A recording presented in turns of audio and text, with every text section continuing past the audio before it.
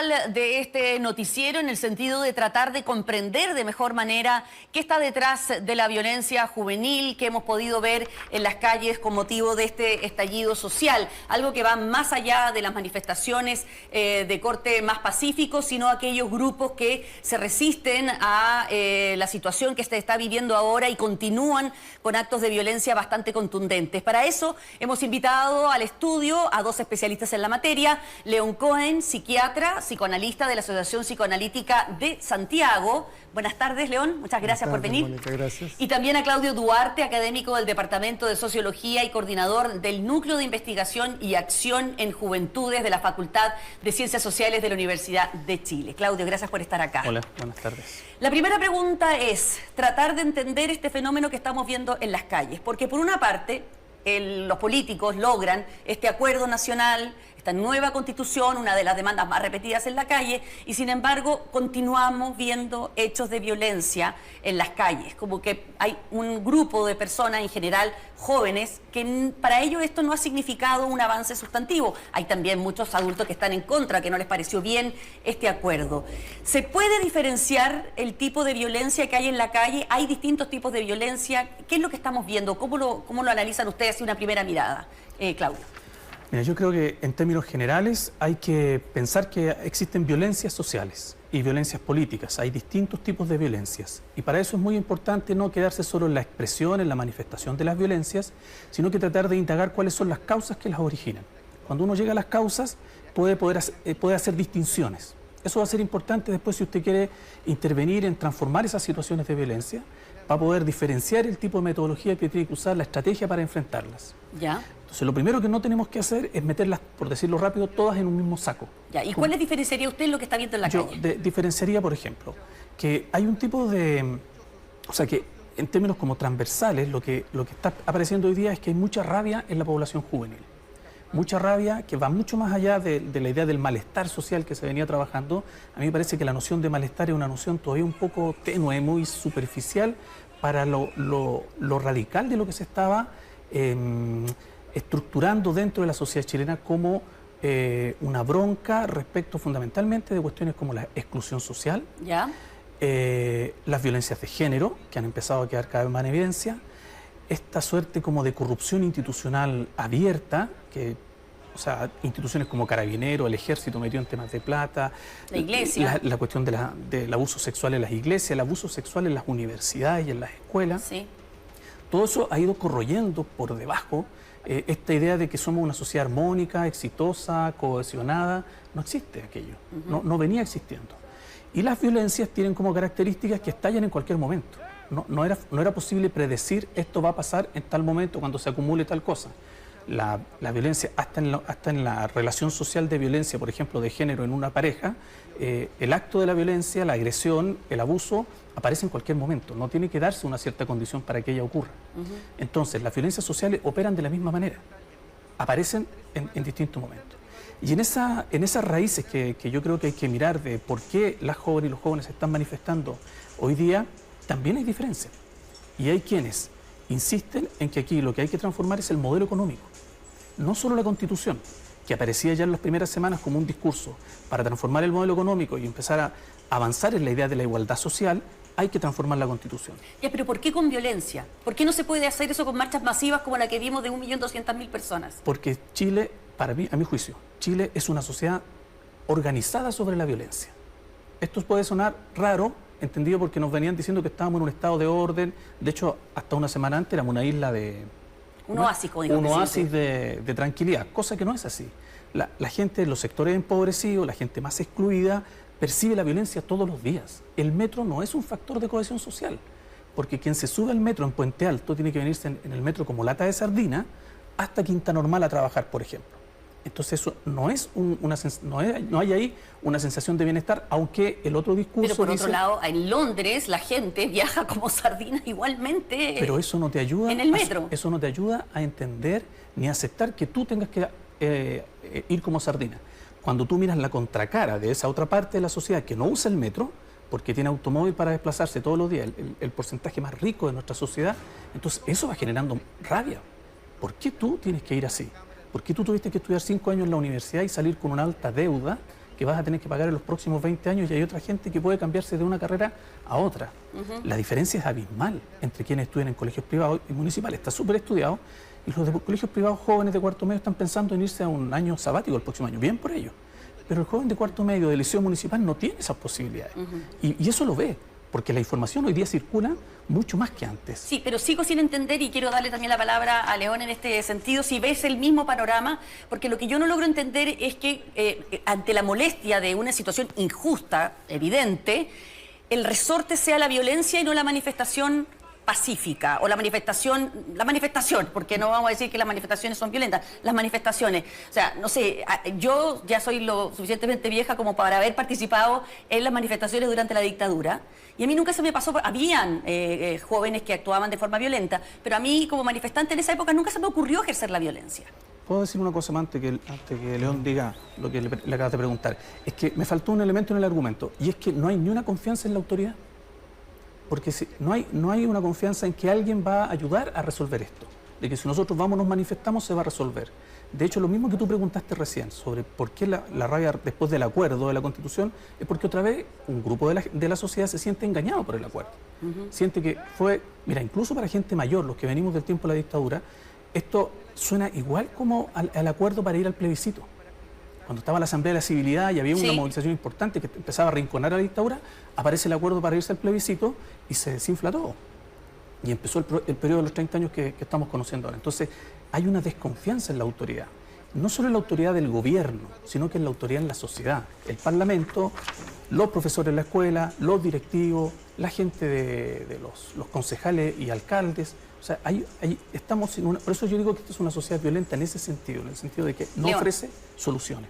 León, ¿estás de acuerdo con ese análisis? En parte solamente porque creo que la inmensa mayoría de la población sintió un cierto alivio frente al acuerdo político que se alcanzó en el Parlamento.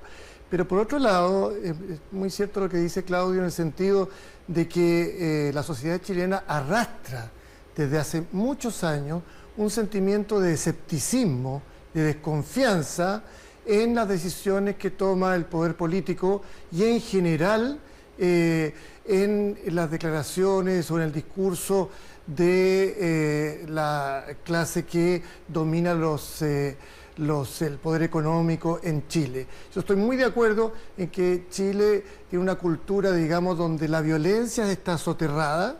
La misma división, digamos, urbanística de la ciudad muestra cómo los guetos a los cuales estamos acostumbrados, y además, si se puede hablar en esos términos, con la disculpa, digamos, de Claudio, si se puede hablar de carácter nacional, Chile, por así decirlo, con todas las limitaciones que tiene, como lo que voy a decir, es una cultura donde el manejo de la agresión es muy complejo, es muy difícil.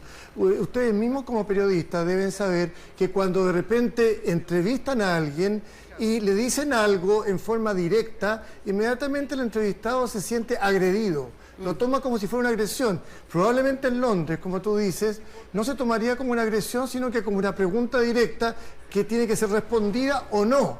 Sin embargo, en Chile, rápidamente el recurso es sentirse agredido y evadir, por lo tanto, la respuesta. Lo doy como ejemplo en el sentido de que efectivamente en Londres el metro puede estar lleno, pero hay una cultura en la cual la elaboración de la agresión es diferente. Acá es una forma evitativa, no se habla, hay una especie de humildad respecto a eso, una especie de timidez. La gente no se relaciona, le cuesta participar, hay una especie de vergüenza, de temor a la envidia ajena. Todo eso tiene que ver con un muy mal manejo de la agresión. Y cuando eso ocurre y se dan circunstancias en que de repente algo se rompe, puede ocurrir algo como lo que ha ocurrido a Alba. Una de las cosas, por ejemplo, que puede colaborar en eso es la pérdida paulatina a lo largo de los años, no solamente en Chile, pero respecto a la figura de la autoridad, que ha ido perdiendo, digamos, prestigio es una autoridad confusa, es una autoridad que no se maneja bien, es una autoridad que tratando incluso de manejarse a veces es permisiva. Eso lo vemos y somos responsables todos en los hogares con nuestros hijos, lo vemos en los barrios, lo vemos en las calles, lo vemos en las empresas y lo vemos en general, digamos, en la dinámica política. Por lo tanto, lo que está ocurriendo ahora es un destape de una serie de dinámicas que venían ocurriendo desde hace muchos años acá en la cultura chilena. Sí. Tenemos algunos testimonios precisamente de estos jóvenes que están participando en estos movimientos más violentos que pudimos conseguir. Queremos que las escuchemos todos. ¿Y es primera vez que lo hace o lo había hecho? No, nunca lo había hecho. ¿Qué piensas ahora que estás detenido? Nada. ¿No? ¿Te da lo mismo? Obvio, pues. Caleta, loco, pues. ¿Ah? Caleta, loco. Me iba para la casa y me motivé nomás. ¿Qué Marín? Lo disparó todo. Porque va a sonar estúpido, pero para darle una explicación. sí, para darle un equilibrio al combate en la calle, ya que los chiquillos están lanzando piedras contra balas de goma y proyectiles de lacrimógenas. Entonces nunca están al alcance, porque el alcance de ellos es aproximado 20-30 metros y los carabineros se ganan a 60-80 metros. Son balines de acero de 4,5 milímetros. ¿Y tú eres tirador? No, ¿Te acostumbras a tirar así, a disparar? la única parte donde he disparado ha sido en el cerro y a lata. ¿Y tus Espero padres que no. saben que andas haciendo? Mis papás no saben. No lo saben. ¿Y te arrepientes de haber hecho eso? Por supuesto que sí. Ese fue el caso de un joven que salió con una pistola a disparar a los carabineros. ¿Tú querías decir algo, León? Sí, porque resulta que también hay que agregar una serie de elementos, la juventud chilena, que son protagonistas bien importantes de todo lo que está ocurriendo. Hay que tomar en cuenta que también se han desarrollado en un ambiente cultural de medios audiovisuales diferente al que vivimos nosotros. Nosotros vivimos la dictadura, vivimos en contacto directo con la realidad, vivimos con el miedo de que si de alguna manera enfrentábamos en alguna manifestación a la autoridad, sencillamente podían matarnos o podíamos desaparecer, mientras que ahora ocurre una cosa que es bastante especial, de que la cultura del siglo XXI le da una cierta confusión a la diferencia que hay entre la realidad y la fantasía. Y por lo tanto hay gente joven que sale a la calle, confronta a la autoridad, confronta a carabineros e incluso a los militares, como si en realidad estuviera en un juego, como si estuviera en algo que no fuera a pasar algo grave con su vida, digamos, en esa situación. Entonces, es un elemento en todo esto que puede ser importante en caso de que la situación se agravara y hubiera realmente algo muy violento en las calles. Podría ser una cosa mucho más sangrienta que lo que ocurrió el año 73, por ejemplo, donde los polos estaban muy claros y donde el sentimiento de miedo podía ser algo que a uno lo salvara de una situación muy grave. A veces uno se cuestiona esto de si estamos buscándole las causas a la violencia. A veces me cuestiono el hecho de que a lo mejor estamos buscando una causa, una manera de justificar la violencia. ¿La violencia para ustedes tiene justificación, Claudio, por ejemplo? Es que en mi caso... Porque cuando tú dices que van apretados, entonces es un acto de violencia, entonces yo puedo ejercer la violencia de respuesta. Sí, pero en mi caso, la idea de buscar causas no tiene que ver con justificación, sino que con una cosa que en sociología decimos la comprensión. Ya. Que no es justificatoria. Es importante decirlo. La comprensión vale decir tratar de entender los distintos elementos que están jugando aquí, porque no hay un solo elemento. Son varios elementos que están al mismo tiempo. En cualquier acto de agresión o de violencia, incluso en el más básico que uno podría tomar, golpear a alguien, empujar a alguien por querer obtener un beneficio particular. Eso, en ese elemento hay muchas razones posibles. Y lo que hacemos muchas veces como sociedad es decir, esta es la causa, o buscar una causa. Yo creo que eso nos limita en los análisis que hacemos y después nos limita en las acciones que queremos hacer de reparación o de transformación de esta cuestión. Ya, el otro tema, por ejemplo, que quiero plantear es el hecho de que, no sé si ustedes hacen una diferencia entre haber quemado 78 estaciones de metro, que han perjudicado a muchísima gente, o haber saqueado locales comerciales, robar alimentos, en fin. ¿Es lo mismo? ¿Es diferente? Perdón, en esto yo creo que también tiene que ver algo que se podría decir, es una cosa muy extraña esto, pero el sentido épico de la violencia, que es algo que uno lo ve en los medios, en las películas, en los juegos, ¿cierto? Sobre todo de una sociedad que de repente no encuentra un sentido, de una juventud que de repente tampoco encuentra un sentido y de repente se da algo que justifica una acción determinada. Como dice Claudio, uno puede desde afuera analizar el proceso y comprenderlo, pero por otro lado, ¿cierto? Dentro de la cabeza de la persona que está cometiendo la violencia hay una idea en la que se justifica una acción determinada como quemar el metro, como arremeter contra el negocio de una persona quizás tan pobre como él, ya que el propósito va más allá, como es muy típica de la situación épica. Entonces eso es algo muy peligroso. Yo creo que frente a esto, la forma de enfrentarlo no es más violencia porque le da más carácter épico a la lucha, como decía uno de los entrevistados. Es la posibilidad de la autoridad de hacer alianzas con los millones de personas que marcharon, con los millones de personas que se aliviaron con el acuerdo, con los millones de personas que se horrorizan frente al incendio del metro, frente al vandalismo, frente a la destrucción. Pero para que eso pueda ocurrir, tiene que haber la posibilidad de que se den pruebas de que ese escepticismo, esa desconfianza tan antigua en la sociedad chilena quede de lado. Es decir, poder confiar nuevamente en que las medidas que se tomen y las cosas que se hagan van a ser reales, reales como esta mesa, que yo la puedo tocar y suena, no como una fantasía o como algo que es un trámite sencillamente para salir del momento. Mientras la autoridad, el poder político, la sociedad no haga eso y no van a tener la alianza de esos millones de personas que van a permitir entonces variar la violencia que aparece, digamos, y que afecta a todo el país en este momento. Claudia. Siguiendo con la idea de lo que dice León, a mí me parece que lo que se ha intentado hacer ha ido fundamentalmente desde arriba hacia abajo, desde afuera hacia adentro, no con la gente. Y eso es un problema, la gente lo percibe, se percibe que no está siendo escuchada, que no está siendo tomada en cuenta, no solo ahora. Pero ¿cómo no va a ser tomada en cuenta? Si todos los carteles salía, nueva constitución, ya, el gobierno logra un proceso que no es fácil, hubo que ceder mucho de ambos lados, no es perfecto, Mónica, pero no es solo nueva constitución. Claro, hay otra serie de demandas sociales, lo entiendo. Una serie de demandas sociales que la gente no las puede postergar porque la necesidad de comprar el pan, de pagar el arriendo, etcétera, es ahora y es ya. Sí. Y en eso no han habido señales claras. Ya. Entonces, por eso la desconfianza. Por eso ¿Tú crees que hace falta un cronograma o un plano o algo? Porque tampoco se puede ir resolviendo... Pero además que eso se haga con la gente. ¿Sí? ¿Por qué le tememos tanto al diálogo? No solo con ¿Cómo con la gente? A ver, con las organizaciones sociales, hay un colegio de profesores, hay una central de trabajadores, hay estudiantes organizados. A esa gente hay que escucharla de cerca, en detalle. Porque si no, lo que se va a seguir haciendo es que la gente sigue percibiendo que son otros los que deciden desde afuera. Mira, pero no son esas organizaciones sociales, grupos de interés que también van a abogar simplemente por los deseos de ellos. No, pero a ver, la movilización que empezaron los estudiantes saltando torniquetes no era por ellos, porque a ellos no les subió la tarifa. No, era claro. Por sus papás, sí, por sus mamás, por su familia, por sus abuelos, por la gente. Ellos abrieron para que pasaran los viejos por el metro. Sí. ¿Me explico? Entonces no es una demanda solo individualista y que se queda en que deben los 30 pesos y se cierra esta cuestión. Las organizaciones que están agrupadas en distintos tipos de conglomerados, por ejemplo en unidad social, están abogando por una cuestión que es colectiva. La gente de las AFP, del no más AFP, por ejemplo. Hace rato que viene planteando cosas concretas para la transformación y no se hace. ¿Pero alguno de los dos previó que iba a haber este nivel de violencia en Chile en algún minuto?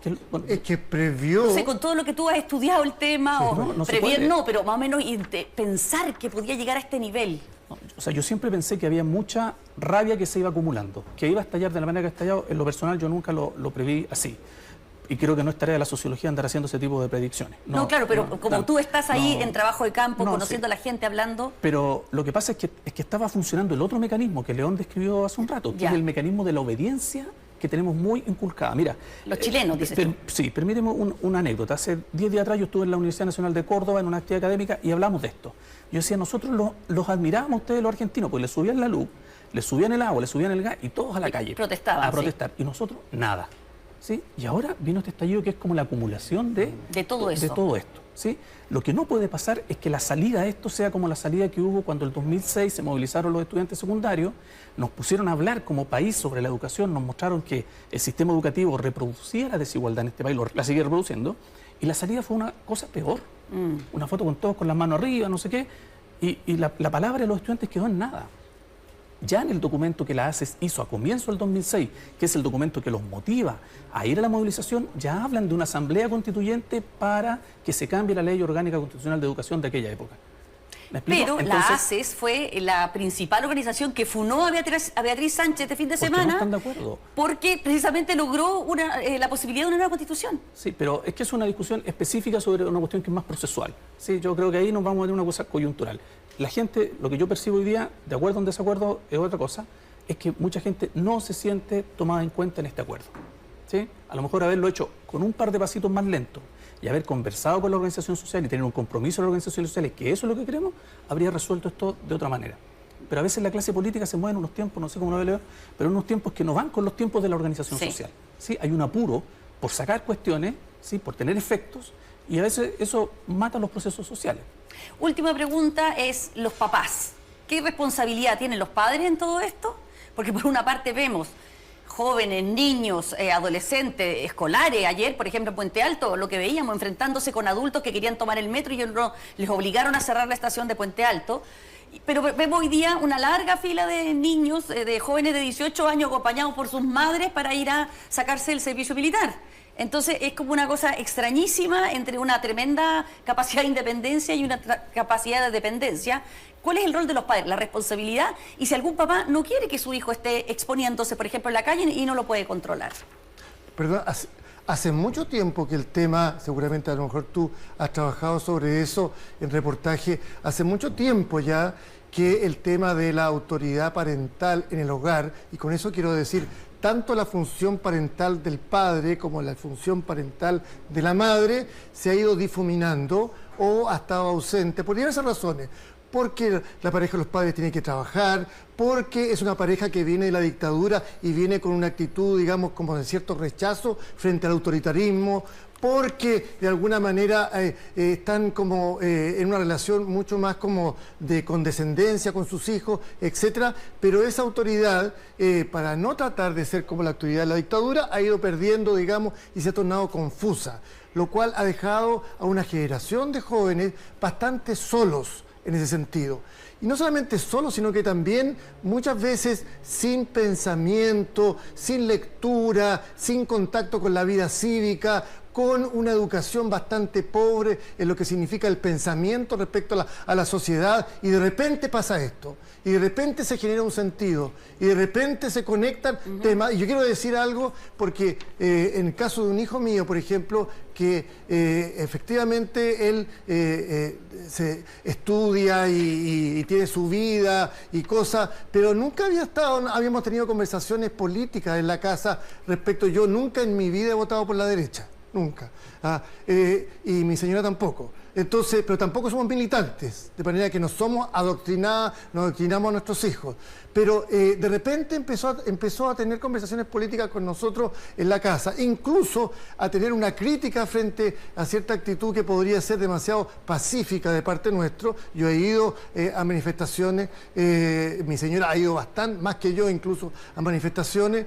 Pero yo por una parte sentí inquietud porque yo dije, chuta, me da miedo que le pase algo. Por otra parte sentí orgullo y una cosa como sorprendente, que lo veo pensar sobre la sociedad, y temía que eso no fuera a ocurrir. Él estudia en la Católica y con gente con la cual está en conflicto justamente, pero resulta de que ha sido una cosa sorprendente. Por lo tanto, lo que quiero decir, que hay una situación bastante dura en el país, de mucha violencia, pero por otro lado, yo tengo la esperanza que en el mediano y largo plazo, en las anchas alamedas, lo que se va a dar no va a ser violencia, sino que quizás un chileno que pueda pensar más, que pueda decir más lo que le pasa, así como decía Claudio respecto de cómo lo hacen los argentinos, que pueda plantear sus demandas, plantear sus molestias, plantear sus necesidades de una forma tal que no sea necesario llegar a un estallido como que ocurrió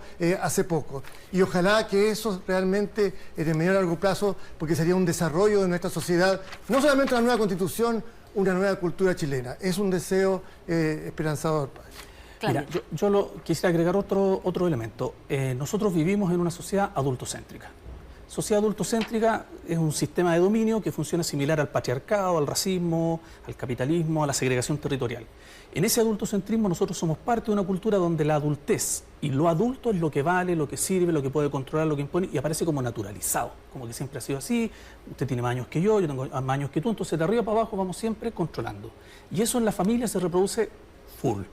En la escuela, en las instituciones, en el país, la política pública, está permanentemente dándose vuelta. Y lo que yo creo que nosotros no sabemos hacer en la familia, y no sabemos hacer en la escuela y en otros espacios sociales, es tener un diálogo que yo voy a llamar intergeneracional, democrático, respetuoso.